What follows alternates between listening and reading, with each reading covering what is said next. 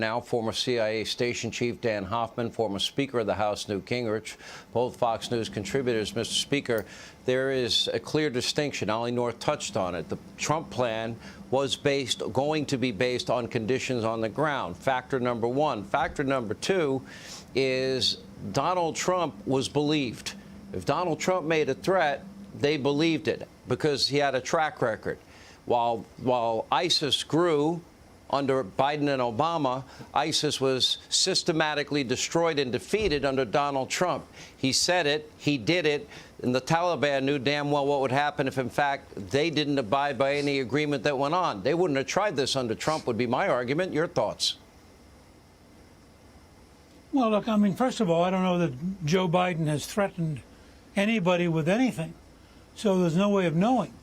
The Biden worldview seems to be attack your allies, ignore your enemies, pretend that bad things aren't happening. I mean, I watched his speech this afternoon, and I thought, for most people, if you took what you were seeing live coming out of Afghanistan, the crowds, the fear, the takeover by the Taliban, and then you looked at this speech by this guy who was clearly totally out of it. He has no idea what's going on. And his number one goal in that speech was to blame anybody else. He said, you know, the buck stops here. He didn't mean that. The buck stopped with the Afghan army. The buck stopped with Donald Trump. The buck stopped somewhere else. But the fact is, this is a major American defeat. It is going to have huge consequences. As you pointed out earlier, it's going to embolden the Chinese, whether it's in Taiwan or the South China Sea, or frankly, they're going to become allies of the Taliban.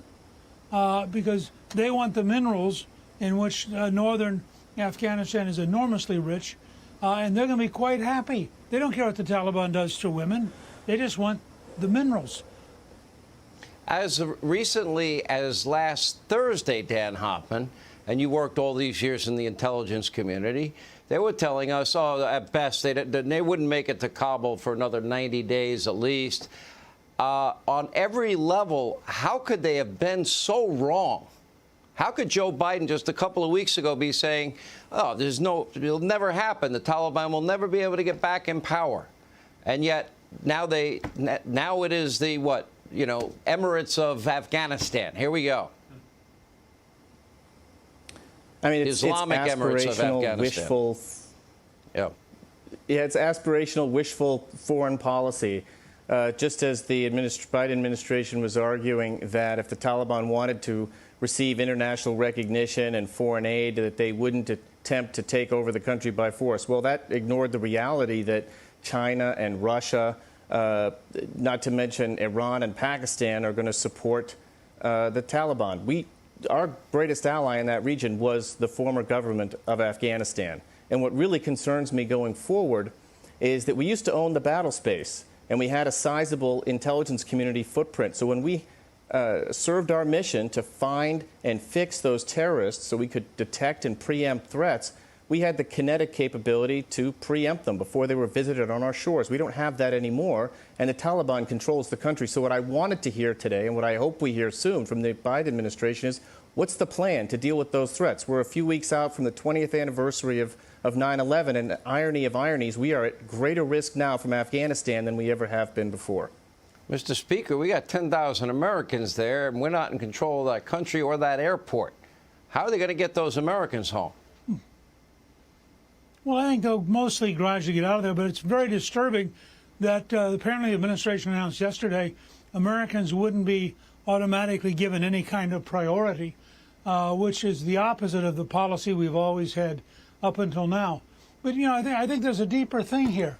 The Taliban has been around for a long time. They've had a set of goals. They are a religious fanatic group. What's going to happen to women, and President George W. Bush was exactly right today to say that the greatest thing he fears is what's going to happen to young girls and to women. And as you may remember, when Calista was the ambassador to the Vatican, she hosted a conference on religious liberty. We had a young woman from Iraq who had been captured by ISIS and had been basically passed around as a slave. That's the kind of stuff we're going to see in Afghanistan. And it's sad that not a single women's group on the left is up in arms over what's about to happen. We're going to pick up on that on the other side of this. Mr. Speaker, thank you. Dan Hoffman, thank you. Hey, Sean Hannity here. Hey, click here to subscribe to Fox News YouTube page and catch our hottest interviews and most compelling analysis. You will not get it anywhere else.